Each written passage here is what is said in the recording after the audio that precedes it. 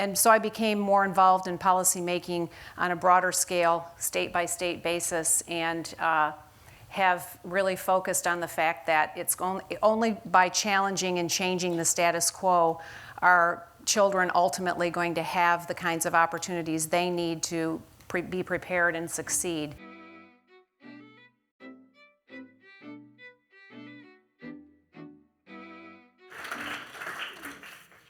Good evening, I'm Pete Peterson, Dean here of Pepperdine's Graduate School of Public Policy, welcoming you here to the Wilburn Auditorium for our 2019 Patricia Tagliaferri Dean's Distinguished Lecture and Conversation with the United States Secretary of Education, Betsy DeVos.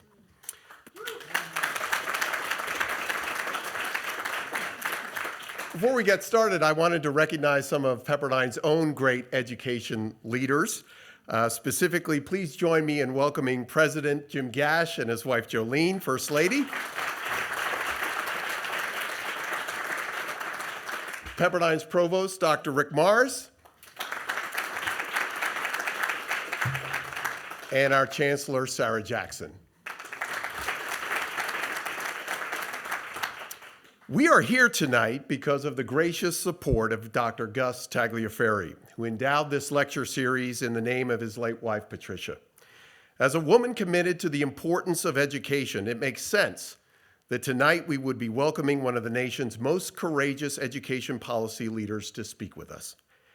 Her son, Michael, told me the story of Patricia's encouraging him and his sister to read by taking them to the local library, asking them to pick out an above grade level book, and having Michael and his sister provide an oral book report at dinner within 2 weeks. Upon her approval, the award was a trip to the local ice cream shop, proving once again that testing and incentives work in education policy. Please join me in thanking Dr. Tagliaferri and his son Michael, who are here with us tonight.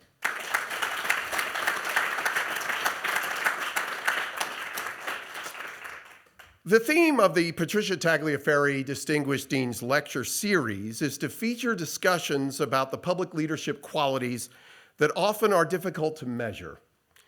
At Pepperdine, we say that our students see public policy differently from here. And what that means specifically is that there is a difference between policy analysts and policy leaders.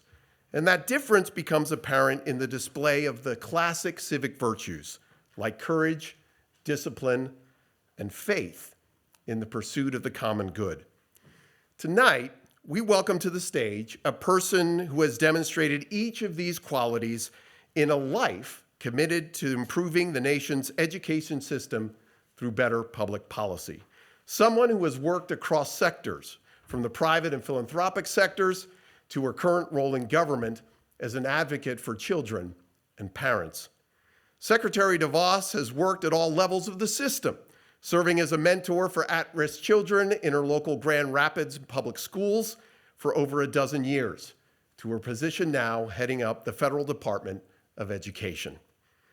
Important for those of us who care deeply about the unique mission for Christian higher education, Secretary DeVos herself is a graduate of Calvin College and speaks about the importance of faith-based education and the foundational role of faith in preparing public leaders. In a commencement address to Ave Maria University in 2017, Secretary DeVos noted, and I quote, "I'm reminded of the importance of faith at home, where carved above our fireplace is this verse from Joshua, 'As for me and my house, we will serve the Lord.'" Service to God, to country, and to neighbor is a calling, and it's an imperative. It's at the core of what it means to be an American, and it should be a calling for you. First to God. Christians are called to live out their faith in the context of everyday life. Public service isn't self-service, she said, concluding. It's about serving others. For me, it is in the moral obligation to expand educational opportunities for each and every child, unquote. The format for tonight's lecture will be to begin with brief remarks from Secretary DeVos, to be followed with a dialogue including Hanna Skandera, an SPP alum, nationally recognized education reformer, and our visiting professor of education policy and impact. It is an honor to welcome a public policy leader of such great courage and faith. Madam Secretary, welcome to Pepperdine School of Public Policy. Well, good evening. Thank you so much, Dean Peterson, for that very kind introduction. And I'm thrilled to be here this evening and to have a chance to talk with you about a subject about which I'm very passionate and have been for many decades now. I'm looking forward to our conversation, my conversation with Hanna Skandera in particular, because I much more enjoy having conversation than speaking. But I do want to talk just for a couple of minutes about what thinking about education has meant to me for, again, a number of decades now. I've looked at it from a variety of perspectives and a number of approaches, and I think I can break it down basically into 4 areas, and I'd like to talk about those briefly. First, as a mom and a parent, just to talk a little bit about whatever got me involved in education policy. It began when my oldest son, Rick, who's now 37 years old, and incidentally attended Pepperdine for 2.5 of his undergrad years before he changed his major, and I think had a little motivation to get closer to his girlfriend, now his wife. But when Rick started kindergarten, my husband Dick and I knew that we were going to be able to send our children to whatever school or schools we felt were the best for them and the right ones that were going to fit our values. And I got involved at the same time with a very small Christian school in the heart of our city that was serving the neighborhood. And the founder, one of the co-founders of the school, who incidentally still serves today as the headmaster superintendent, was raising all of the operating funds for the school, essentially 90% of the operating funds. And the more I got involved with this school, I volunteered first, became a mentor, then we started supporting students and got more heavily involved supporting the school. But the more I got involved, the more I realized how unfair it was for every family that was there. There were probably 10 or 20 other families that wanted their children in that same situation and couldn't have them there. And so that really prompted and precipitated my entry into the policy arena to try to change the policies to allow for families to make those same kinds of choices. So I've looked at it as a mom and a parent and know that I want for other parents and other moms the same thing that I've been able to do for my children, and now my children are for my 8 grandchildren. And then I looked at it, I've looked at education also from the perspective of as an employer. And I think about the many young people that we have hired over the years and the various qualities of resumes that we have received and the ability to communicate both in writing and verbally. And it was kind of reflective to me of the fact that there are too many students who are having their 13 years of K-12 experience and still entering that next phase unprepared. And that's happening for far too many kids across our country. And so as an employer, I know that there is a distinct mismatch between how education is preparing kids all too often and what the opportunities are. And so this became another area of focus for me. The third area that I have looked at and been most involved with around education is that of policy making. And I began really trying to change policies in our state of Michigan and realized very quickly that it was not going to happen as quickly as I wanted.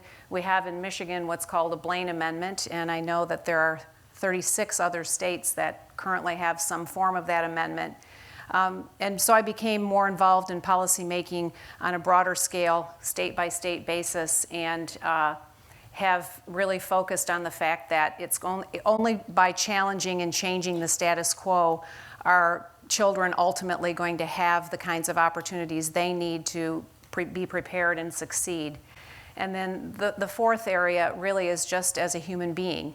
Again, I looked back at the fact that it's not fair for my husband and myself, because we do have the economic means to be able to choose where our children go to school. It's not fair to deny that to those who don't have that same reality.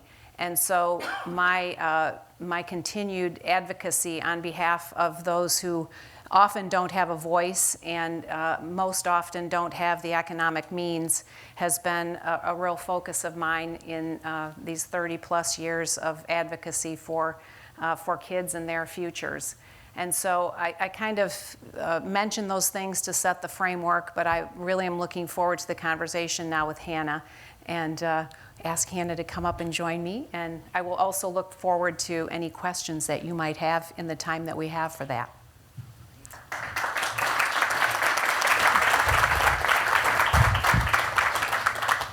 Thank you for coming. We're excited to have you here. Thank you for inviting me. Thank you. So we are here talking about a life in education and impact. And I think right now we see you as the Secretary for Education, and we're proud to have you here. But I think if we all reflect on our lives and look back, not many can say that we've actually committed our entire lives to something. And you have. So thank you for that. And we'd love to hear a little bit more about that. So you've been successful in not just committing, but actually successful as a leader. How would you describe your leadership style, Secretary? Well, it was good that I got some of these questions ahead of time, because I am not generally very introspective, or I should correct that. I'm introspective, but I don't often share what I think about, because I was raised in a home where you didn't talk about yourself a lot. So it was good to have the opportunity to think a little bit about the kinds of, the way I've approached leadership and what I think has been important in my leadership opportunities. And I think it starts with setting a strong vision, and then secondly, with finding the right people who share that vision, or at least think that they share that vision, and getting the right group of people together to help advance that vision together. And then empowering them in meaningful ways and holding them accountable for the results. And I have a very collaborative leadership style. I am very grateful for the team that I have at the Department of Education, and they are all uniquely talented in what they do, and we have a fun time, believe it or not. I mean, most people look at what's going on in Washington today and say, how can you stand it? But we have a fun time working together, and while we have plenty of frustrations, and we can get to that later on, the fact that you can't get the kinds of things accomplished as quickly as you would like to, but we have a really good time working together. But I think that, first of all, again, setting that vision clearly from the start, and finding the right people who share that vision and are willing to work for that, and really giving them the latitude to do what they do best. I think that would probably characterize my leadership style. My husband said that he believes, how many of you are familiar with Enneagram? Oh, quite a few. So I'm a 1. That probably doesn't surprise those who are familiar with the Enneagram. And he said, I think your oneness describes your leadership style. It can be known as a reformer, as a perfectionist, someone who's very demanding of themselves. And I think that's probably true of how I've approached my own personal approach to leadership. No challenger in there? Well, there might be a little challenger in there, but... Yeah. Well, for a woman in leadership who doesn't like to talk a lot about herself, I hate to break the mold, but we're going to be doing that tonight. I know. I think it's interesting you didn't mention courage. And I just, as a self-observation and admiration, there is no doubt you've walked out courage every day, and most notably the last 3+ years. So. Well, and I think that's kind of hardwired in me, so I don't necessarily view that from my own perspective as something notable, but I guess I have been pretty courageous. Yeah. And somebody was reminding me the other day, one of my assistant secretaries, Frank Brogan, who's in charge of elementary and secondary education, he reportedly, I was not there when he said it, but he said, "She's tougher than a 10-cent sirloin." I thought, that must be pretty tough. I love it. I love Yeah. it. I'm gonna remember that one's really tough. Good sirloin. Don't buy one of those. When you think about who you are as a leader today, and you reflect, who are the people in your life, and is there one in particular or a handful that really shaped who you are and may even continue to? Yes, and I was happy to reflect on this a bit. I would say first and foremost, my dad, my late dad. He's been gone for 25 years now, but I still hearken back to many things that he modeled for me, and his example was mostly in what he did.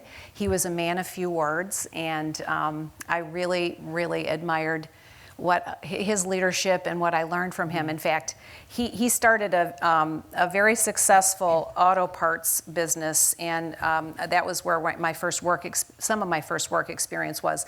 But recently, someone connected with my family discovered a copy of what was called the Prince Leadership Model. My maiden name is Prince. So, and I pulled out a couple of things that I thought were pretty fun, and how it's termed is kind of great. But under try something new ideas are good. Number one is model innovation. Consciously seek every day for 2 or 3 opportunities to identify specific innovation and change at all levels and in all functions.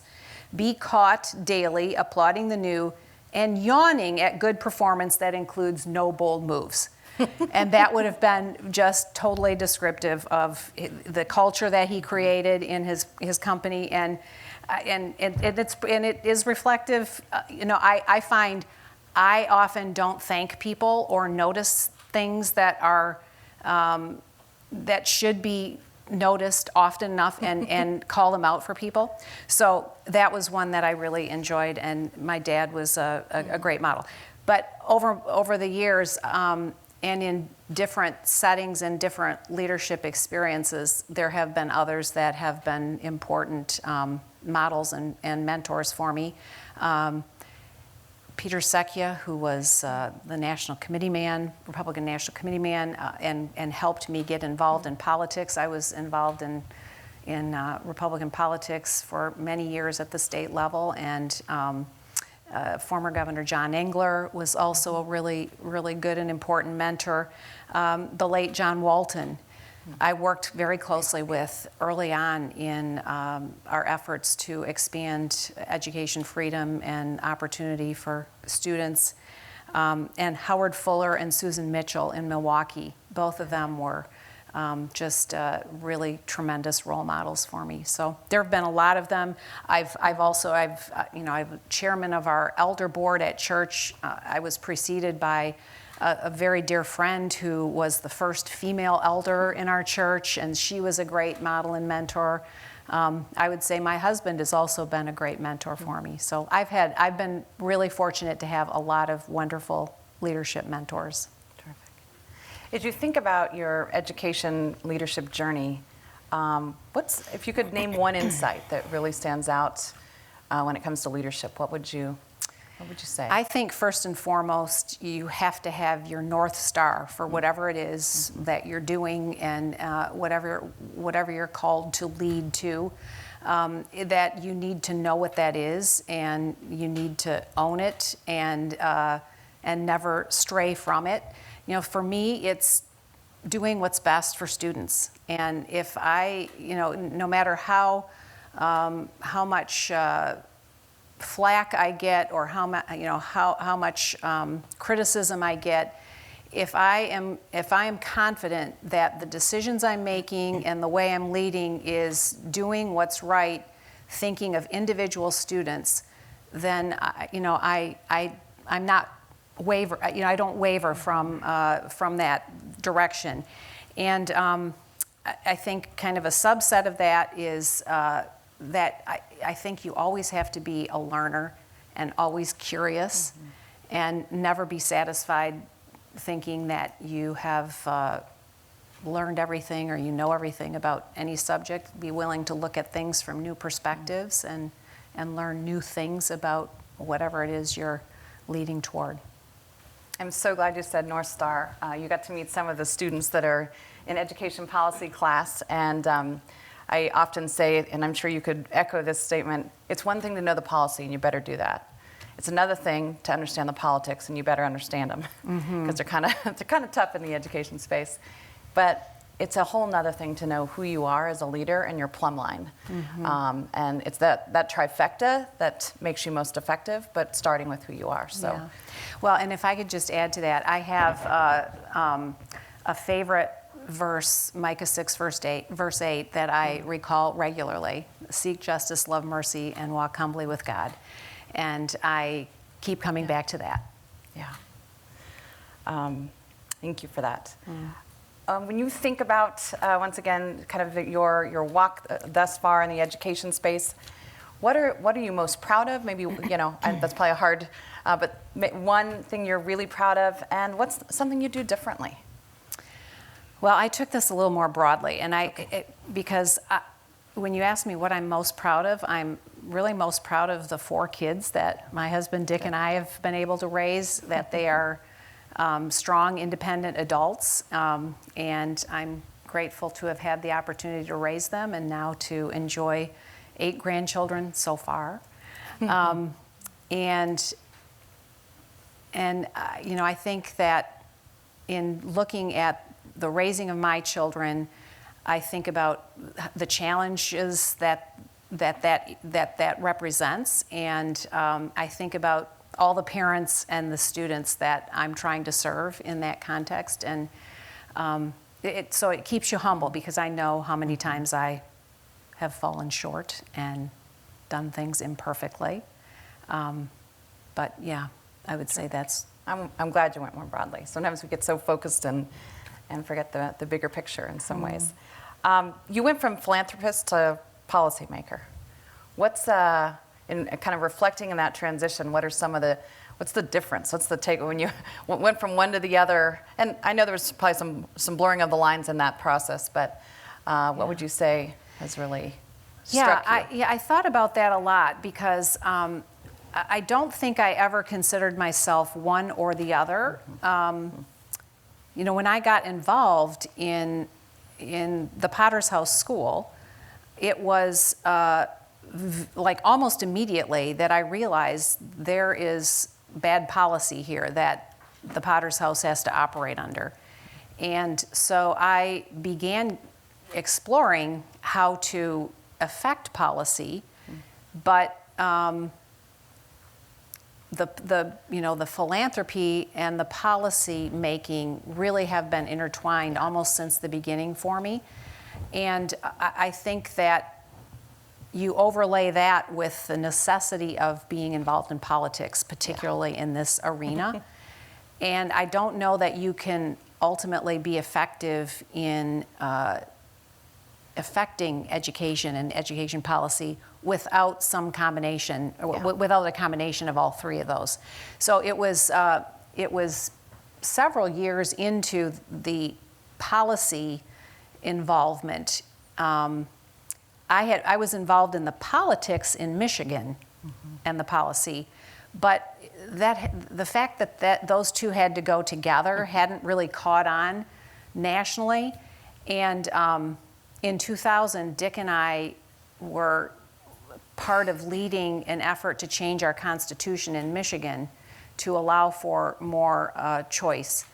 And while we were not successful in passing that initiative, the energy that was created, I said we have to harness this and continue to do what we can. So it was basically within the realm of charters in Michigan, and I started a political effort to continue to expand on that.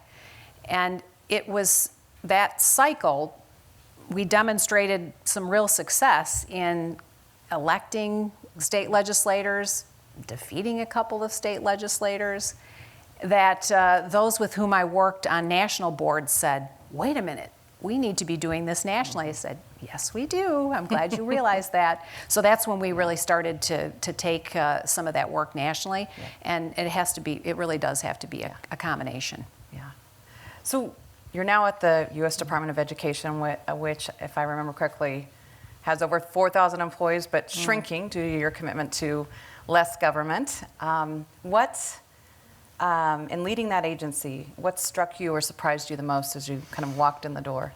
I'm often asked this question, and it's very easy to answer. I knew that coming into and running a federal agency was going to be large and bureaucratic.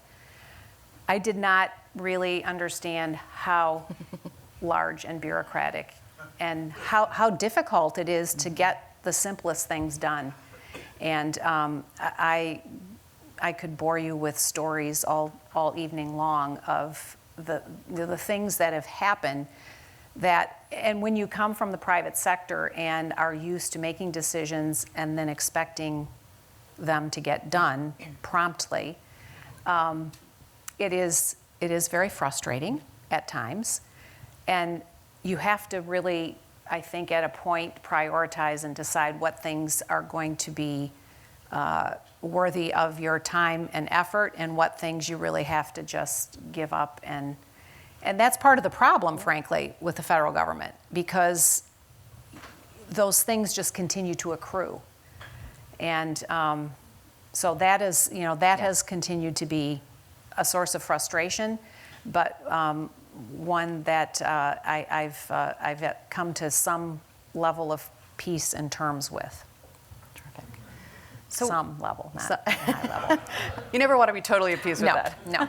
So in a few minutes, just wanted to give the audience a heads up. We're going to shift and take questions from the audience. So if you have questions, you should have a note card in your hands or close to them, and we'll collect them in a few minutes. And just want to give you a little bit of advance notice on that. And I'd love to transition. Dean Peterson talked about Pepperdine's commitment, and since I'm an alum of the School of Public Policy, even a greater commitment at the School of Public Policy to raising up leaders, and leaders with character and vision. And I think you've talked a little bit about that tonight as well in your own life. But if you were thinking about the leaders you've met as you've been the Secretary of Education, and even prior to in your work and commitment, what stands out? What are the qualities that are needed in leadership today, but in particular in education and leadership today? Well, I think first and foremost that you have a clear vision of what it is you want to accomplish, and whether it's starting a school and focusing in on the vision and mission for that school, or whether it is trying to facilitate systemic change in a statewide effort like you, Hanna, have done in New Mexico, or whether it's a much more broad, a national policy making type of endeavor. I think making sure you have taken the time to think through and clarify and articulate what that vision is, and set that clearly, and then being true to that as you see it through, whatever it is you're doing through. Yeah. I'll put you on the spot and ask you, as you look across the country today, who would you spotlight, or a few leaders in the ed space that you really see capturing the leadership qualities that are necessary and really driving towards great things for kids? Well, I'd like to again compliment you, Hanna, for the work that you've done. You were a tremendous leader in New Mexico and elsewhere, and continue to be. And I think your ability to think really strategically and systemically has been a real example for others, and I'm really appreciative of that. I think also of someone like John Boy. I referenced him earlier. I think he was one of the co-founders of this school, Potter's House, that I got involved with. The school's now almost 40 years old, and he has continued to be the leader of that school since its founding, has not wavered one bit from the vision that they set, he and his co-founders set. And I had the opportunity to visit the school with some of my team a couple of months ago, and it was just so inspiring to see what that school has been and become for kids from, I think they said they have kids from 30 different countries there. Wow. It's a school that welcomes many refugees from Cameroon, Sudan, and like they have 20-some different languages they speak. So real inspiration there. I think about someone like Eva Moskowitz and the Success Charter Academies, and the model, the vision that she set there. She has remained true to that and has been impacting tens of thousands of kids in the city of New York. I think about Jeb Bush and the way he boldly led in Florida now more than just over 20 years ago. And the results of that bold vision then are continuing to bear themselves out. And he has helped create an environment in the state of Florida that has facilitated more of that same kind of leadership coming behind him. I think about Howard Fuller, who continues, just spoke up this week against one of the candidates in his party, and is just tenacious and undeterred in his advocacy for the students that he knows need to have different opportunities. I think of a woman that I don't know if any of you in this room have heard of Mama Maggie. She's I refer to her as the Egyptian Mother Teresa. She she started a ministry and mission for children of multi-generational, the trash collection area of Cairo. She went into the center of it where there's multi-generations of families, the children separating plastic from other trash, and she's carved out a beautiful garden space in the middle of this just depressing area, and has welcomed children and their mothers in and helped educate these kids and given these moms meaningful work to be able to work themselves out of the situations they're in.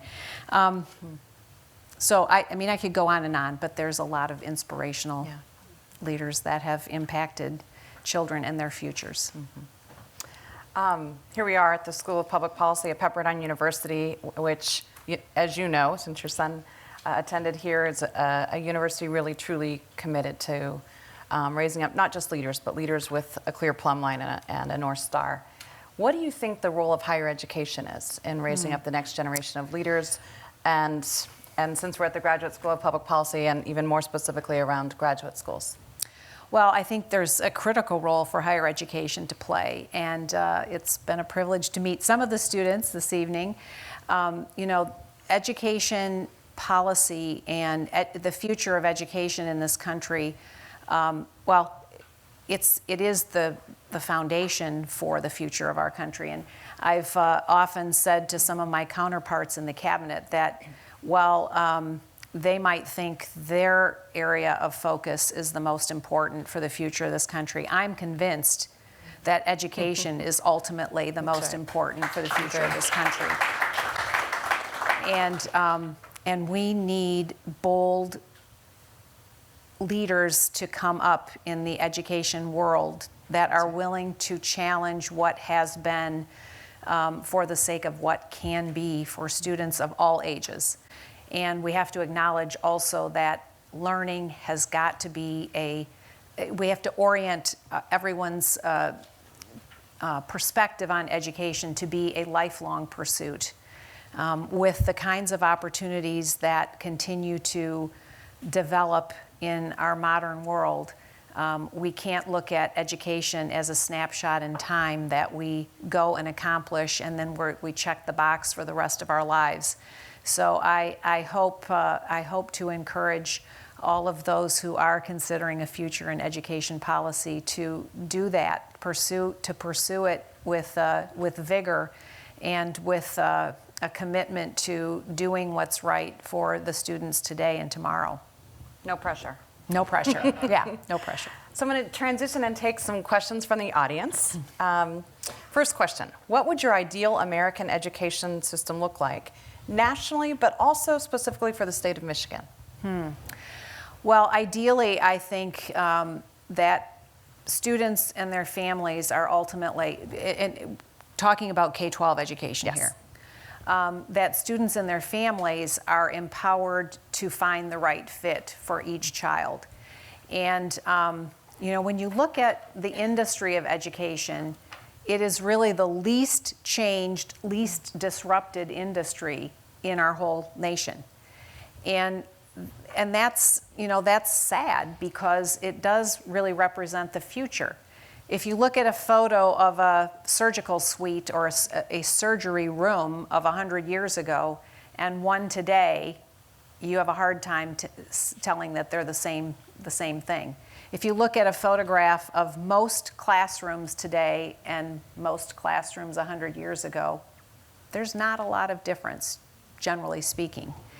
And so we have got to think differently and creatively about what education means and how it can look for students of all stripes. Every child is unique and uniquely different. And my 4 kids are all about as different as they come. They all learned differently. They all were interested in different things. And yet we continue to try to force fit kids into the same sort of approach and the same sort of model. And it's a tragedy. It has been a tragedy for too many kids, and it really does need to change. There's got to be a lot more creativity and innovation allowed for. And if parents and students are empowered, we are going to get a much greater array of options and opportunities for students to pursue and find that right fit to get them prepared for what comes next for them. Terrific. Speaking of students, a question from Jared, a student in the class I have the privilege of teaching this semester. Hi, Jared. And Jared is from Hawaii and went through the public education system there. And this is his question. Me and my classmates have grappled this semester to define the promise of public education. What is the promise of public education, and how does that impact your leadership? Well, I define the promise of public education. First of all, I would define public education very broadly. Any education environment that really prepares a young person to be a constructive addition to our society in the future should be viewed as a service to the public. And so that can be education environments of many different varieties and many different places and many different approaches. The promise should be that every student, every child should have the opportunity to develop his or her innate gifts and talents to the full extent possible, and have the right challenges and the right kinds of expectations to be able to do that. Great. I'm going to take one last question before we close out this evening. This is from Evelyn, a former classmate of mine here at the School of Public Policy and also a real advocate for students in the Los Angeles area. In fact, her daughter was a plaintiff in the Vergara case here in California. So super proud to call her a colleague. Evelyn, raise your hand, say. She's right in the middle there. Hi, Evelyn. Her question, how do you collaborate with key stakeholders such as labor, educators, advocates, and families to create policies that support children?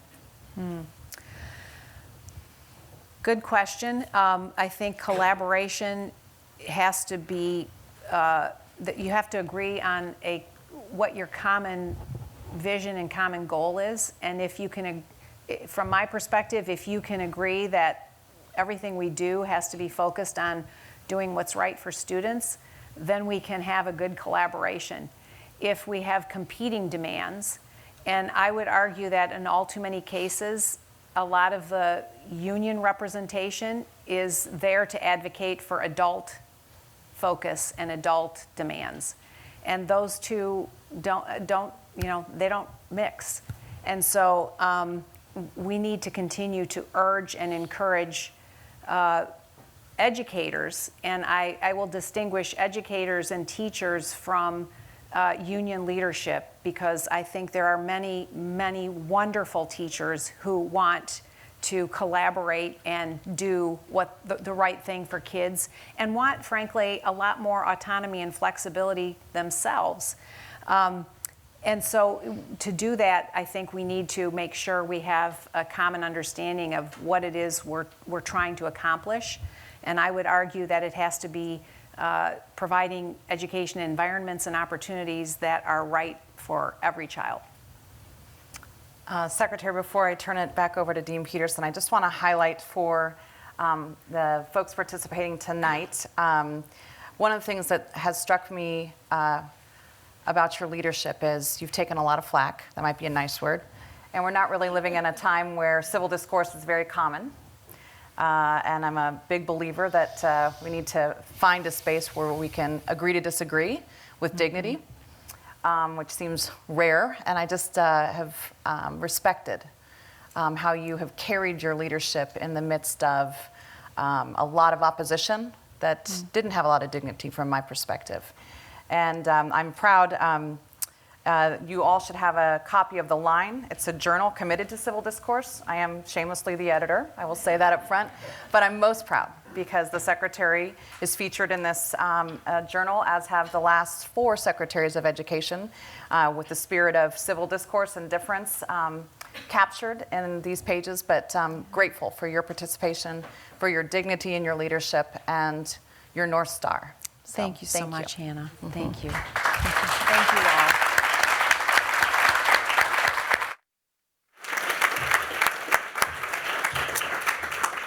Well, thank you very much, Madam Secretary, and thank you, Hannah. As I mentioned in my introductory remarks, the event tonight is very much in keeping with new coursework that we're offering here at the School of Public Policy and Education Reform, Education Policy, and so it's just been such an honor to have you here, Madam Secretary, as well as you too, Hannah, teaching. This visiting professor of education policy and impact is an important new position here at the school. But as I said, it's only the beginning of increasing the coursework, because frankly, we need more Hannahs out there in the world. We need more Madam Secretaries out there in the world.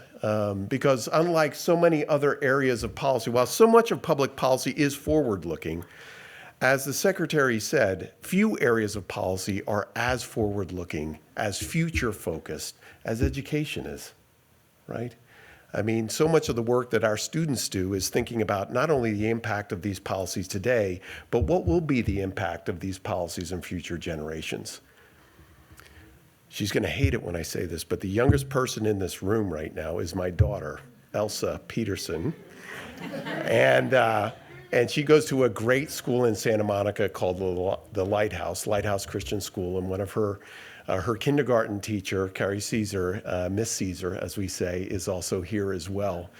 And I know as I look out into this room, I see Frank Baxter. I mean, I see Tony Panay here and Duke Blackwood. Tony, I mean, people who have really committed their lives to education and better educating our next generation. Obviously, we think about that so seriously here. I know President Gash does, as we welcome new generations of students coming through Pepperdine that we're sending out into leadership. But we certainly do think about that so strongly here at the Graduate School of Public Policy. We're really the tip of the spear. Every one of our students is going out into some area of policy or political leadership. And in that, it's so important that we're always thinking about the future and celebrating leaders like you, Madam Secretary. It was C.S. Lewis who said, "Courage is not one virtue, but the form of every virtue at its testing point." And as you've highlighted, and you probably, again, don't like to accept this compliment, you are a demonstration of grace under pressure and courage and faith. And for that, we are very thankful to have you here at Pepperdine. Let us thank again Secretary DeVos.